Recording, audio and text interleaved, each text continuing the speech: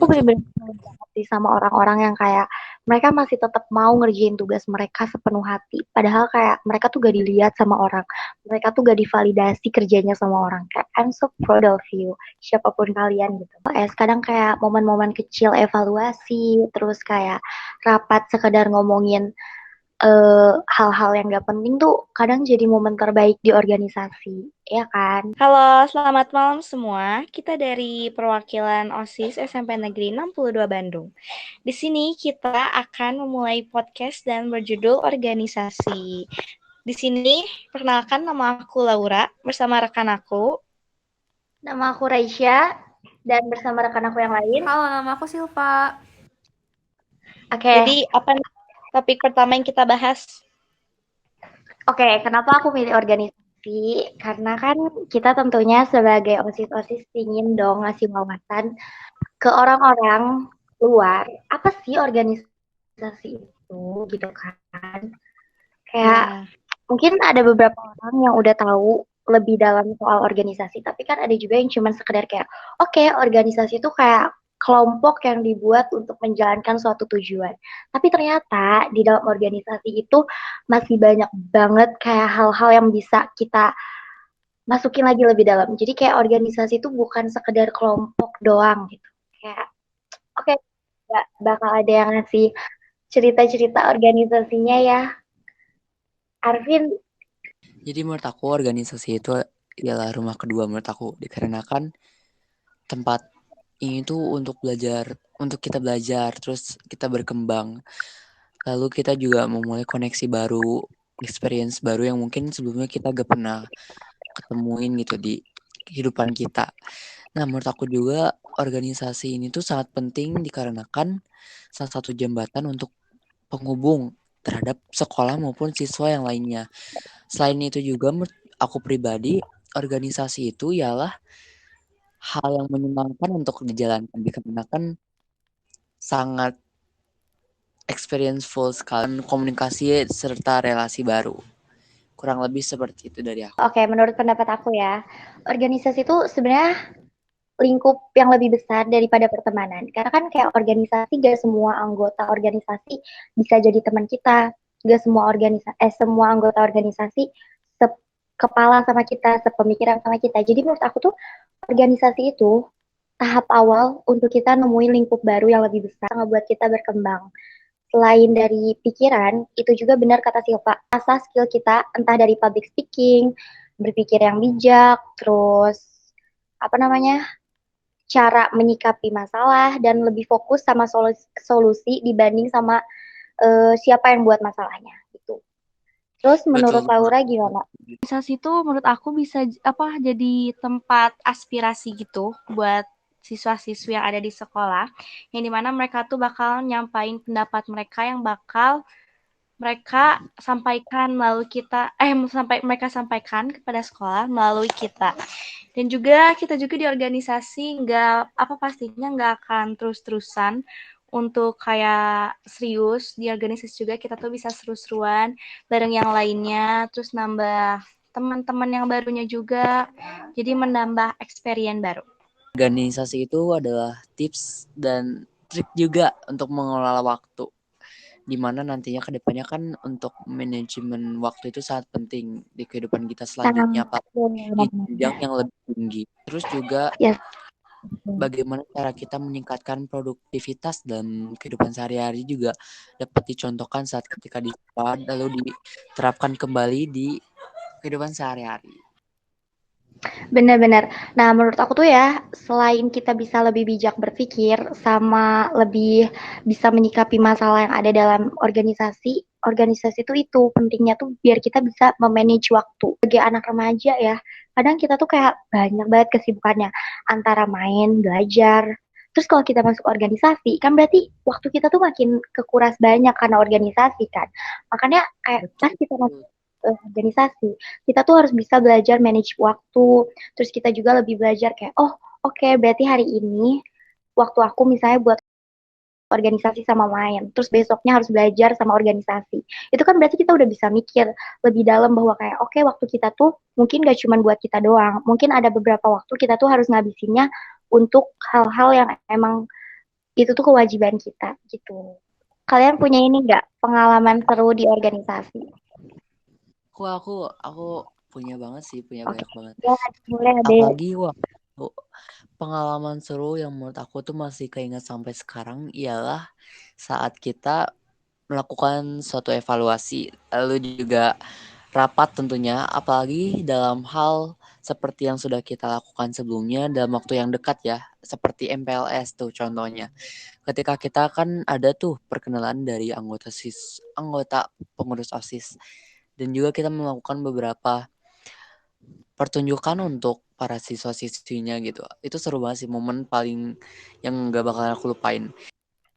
Kalau aku pribadi sih ya, masuk organisasi itu sebenarnya realistisnya nambahin privilege dan image bagus kita di sekolah, iya gak sih? Iya, Betul. iya. Realistisnya orang masuk OSIS biar kayak, oh my god, it's so Iya.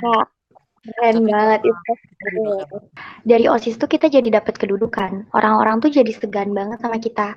Apalagi kalau di OSIS tuh kita punya jabatan yang cukup penting ya. Tapi sebenarnya kita tuh gak bisa cuma bertumpu sama jabatan yang kita punya, ya kan? Menurut aku selama 2 periode ini banyak ya, tapi menurut aku yang paling serunya tuh momen di saat kita mau tampil di suatu acara. Kan pasti sebelumnya kita tuh pasti bakal ada briefingan dulu dan selainnya kan. Nah, di situ menurut aku adalah momen terserunya karena di situ ada di mana kita latihan terus-terusan dan berusaha gitu untuk tampil keren di saat nanti waktu ada acaranya itu. Terus juga paling serunya waktu saat mau ganti periode di akhir-akhir tuh. Jadi kita tuh saling membicarakan satu sama lain secara terbuka kan. Jadi kita mengkritik mereka terus memberi kesan dan pesannya selama periode sebelum-sebelumnya. Menurut kalian jabatan tinggi di organisasi gak cuma OSIS ya, kayak misalnya eskul, organisasi eskul or something kayak Tarka, itu tuh penting gak sih jabatan tinggi? Kalau dari pandangan aku sendiri bahwa jabatan itu nggak terlalu penting juga sih guys. Namun kalau misalnya kita memiliki jabatan yang tinggi di antara yang lainnya, itu bisa kita pakai untuk pengembangan diri serta juga untuk kita buat sebagai jambatan juga untuk melatih produktivitas kita ke depannya kayak gimana. Serta juga menurut aku jabatan yang tinggi itu bukan terlalu sangat penting, namun sebagai suatu experience yang mungkin kita bisa coba. Entah itu mau di Tarka, di OSIS, maupun hal lainnya gitu yang mungkin berkaitan dengan kehidupan kita sehari-hari. Oke, aku mau sedikit mendebat ya tentang pendapat Arvin. Menurut aku, jabatan tuh penting banget karena gini, kita tuh butuh space biar orang tuh bisa nurut sama kita. Dan kalau kita punya jabatan yang tinggi, orang-orang tuh jadi segan dan mau nurutin kita. Terkadang pembawaan kita juga cukup berpengaruh ya, kayak biar orang-orang mau ngikutin eh, tentang kayak apa ya, saran kita gitu. Tapi ya itu juga aku masuknya ke yang positif ya, kayak saran kita yang positif, terus aturan kita yang positif, bukan kayak kita nggak orang-orang yang jelek terus orang-orang rutin kayak gitu. Dan oke, lo ada pendapat lain? Kalau menurut aku jabatan tuh penting ya, karena kadang kayak kalau kita nggak punya jabatan, orang tuh kayak selalu senang-menang sama kita. Tapi kita harus bisa manfaatkan sejabatan ini tuh sebaik-baiknya. Karena kadang ada nih orang yang punya jabatan dan dia tuh malah merasa kayak dirinya tinggi di atas yang lainnya dan dia tuh kayak apa ya istilahnya kayak pengen dipandang lah gitu. Jadi dia tuh kayak memanfaatkan jabatan untuk kebaikan dirinya sendiri. Gitu. Tergantung pembawaan dan kayak pola pikir kita gak sih? Halo guys, jadi namaku It's Me, umurku 19 tahun dan aku sekarang lagi mahasiswa semester 3. Kakak punya cerita apa nih soal organisasi?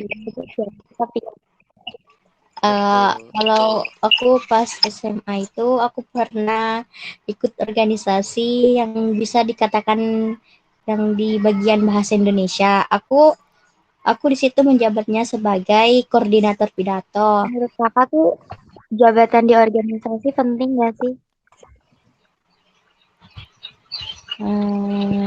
Tergantung orangnya sih ya. Kalau misalnya orangnya dia ada sifat kepimpinan atau sifatnya dia orangnya, oh aku itu tipikal orang yang suka ikut lingkungan sosial, mungkin kemungkinan dia bisa ambil organisasi dan jabatan yang dia maui gitu.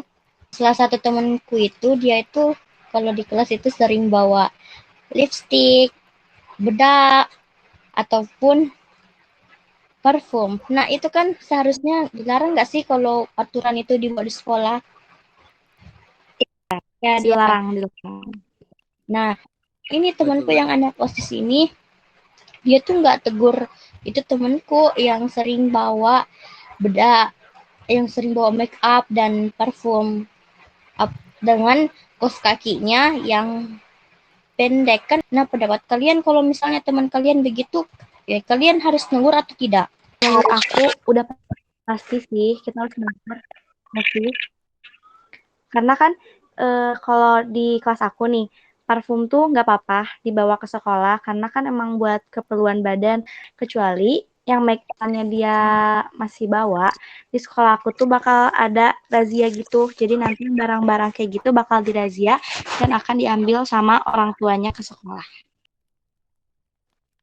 Nah, kalau misalnya dari kesepakatan aku dan pembina OSIS, OSIS tuh boleh negur, tapi kalau emang ternyata orangnya udah 3 kali ditegur tetap gak menaati aturan, pembina kita tuh bilang bahwa itu udah bukan ranah kita, karena kita sebagai OSIS cuma bisa negur dan ngingetin. Kalau ternyata orangnya memilih untuk gak ngikutin dan gak menaati aturan, itu udah ranahnya guru-guru, dan kita tarik kesimpulannya buat podcast hari ini. Ada yang mau menyampaikan kesimpulan podcast hari ini apa? Jadi kesimpulannya, organisasi itu kan dibuat untuk menyatukan para siswa-siswi dan juga organisasi itu dibuat untuk segala kebaikan. Jadi buat kalian semua yang mau masuk organisasi, tolong dimanfaatkan sebaik mungkin dan